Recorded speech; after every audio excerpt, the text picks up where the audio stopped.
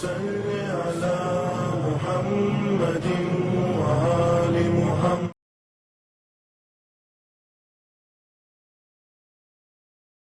اعوذ باللہ من الشیطان الرجیم. بسم اللہ الرحمن الرحیم. وصلی اللہ علی محمد وآلہ الطاہرین ولعنۃ اللہ علی اعدائہم اجمعین. اما بعد. قال اللہ تبارک و تعالی فی القرآن المجید.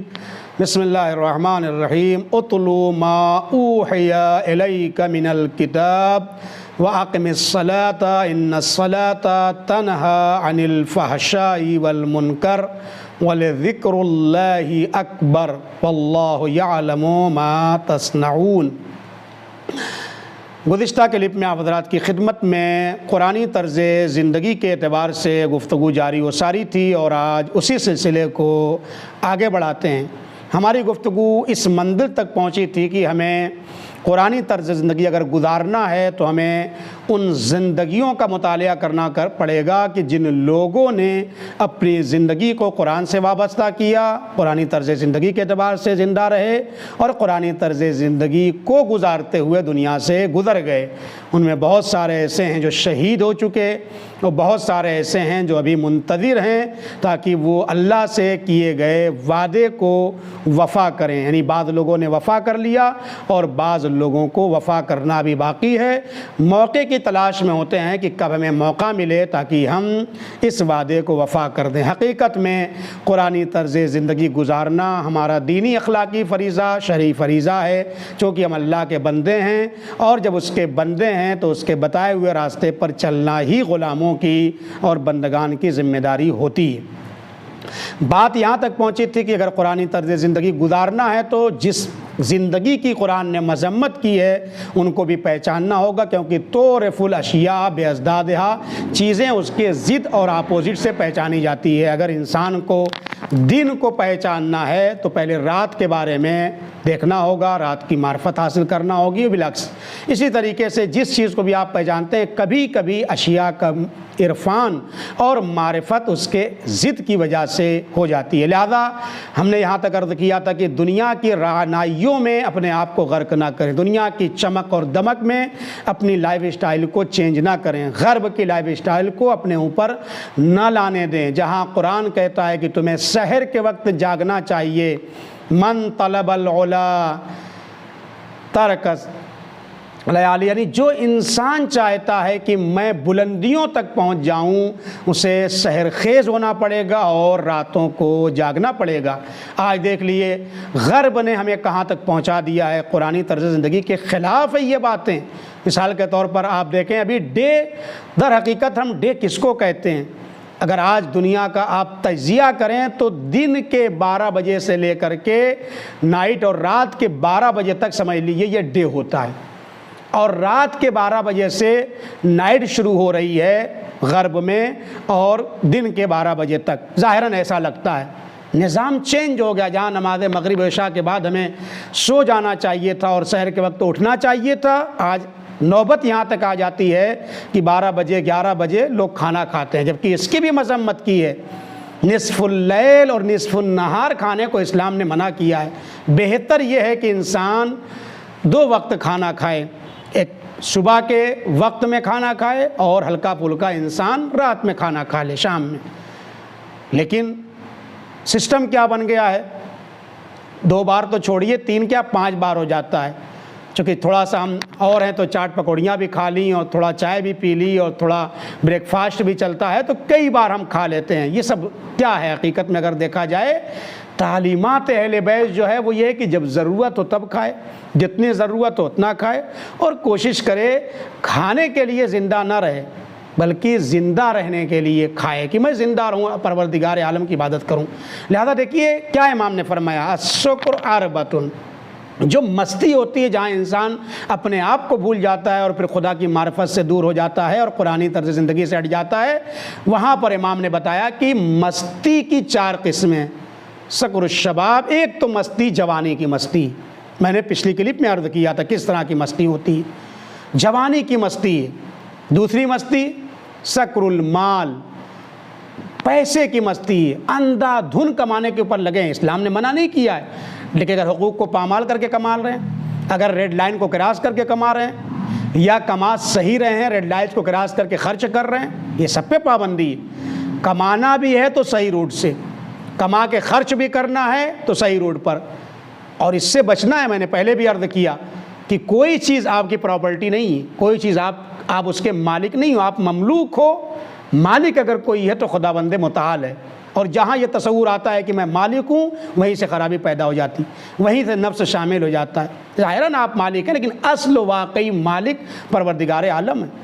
آپ اپنے پیسوں کو کمائے ہیں اگر جائز طریقے سے اور بچ گیا ہے تو اس کو آپ پھاڑ کے پھینک نہیں سکتے، یہ اسراف ہے، اسلام نے اس کو منع کیا ہے۔ لہٰذا ہمیں دولت اور مال کی مستی سے بھی بچنا ہے، حساب سے کمانا ہے، جائز طریقے سے کمانا ہے، ریڈ لائن کو کراس نہیں کرنا ہے، اور حق نہ پامال کر دیں۔ صبح سے نکلے ہیں اور اب ایسا اندھن کمانے میں لگے ہوئے ہیں کہ نہ بچوں کی فکر ہے، نہ خاندان کی فکر ہے، نہ پڑوسی کی فکر ہے، نہ اسلام کی فکر ہے، نہ قرآن کی فکر ہے، نہ نماز کی فکر ہے، کمائے جا رہے ہیں بس۔ یہ کمانا، اس کو اسلام نے مذمت کی ہے۔ بیلنس کا نام اسلام ہے، ڈس بیلنس کا نام اسلام نہیں ہے۔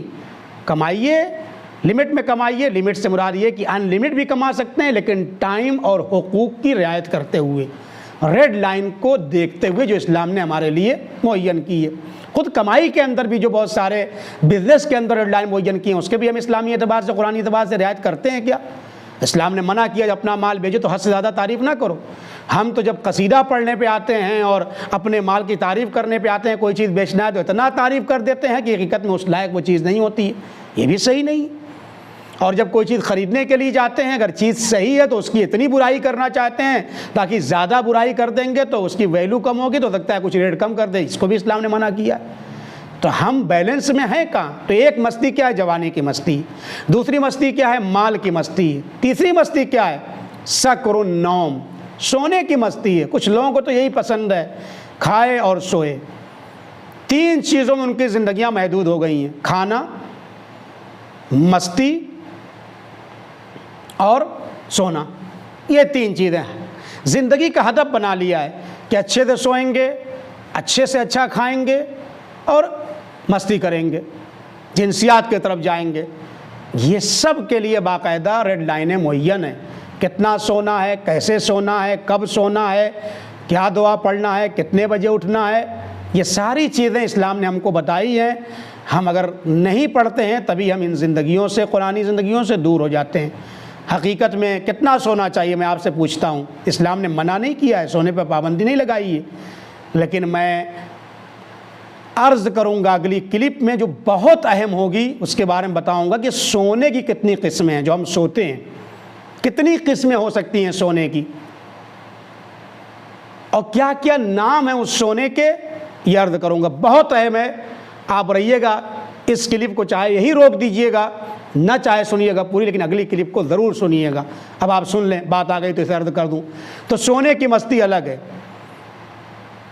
پیسے اور مال کی مستی الگ ہے، جوانی کی مستی الگ ہے، اور سکر الملک، قدرت کی، ملوکیت کی، حاکمیت کی، بادشاہت کی، نیتا بننے کی، اپنی زبان میں کہوں میں سب کے اوپر حاکم رہوں، لوگ سب میری بات مانیں، میں کسی کی بات نہ مانوں، یہ کیا ہے؟ یہ مستی کی بعض لوگوں کے اندر ہو جاتی ہے۔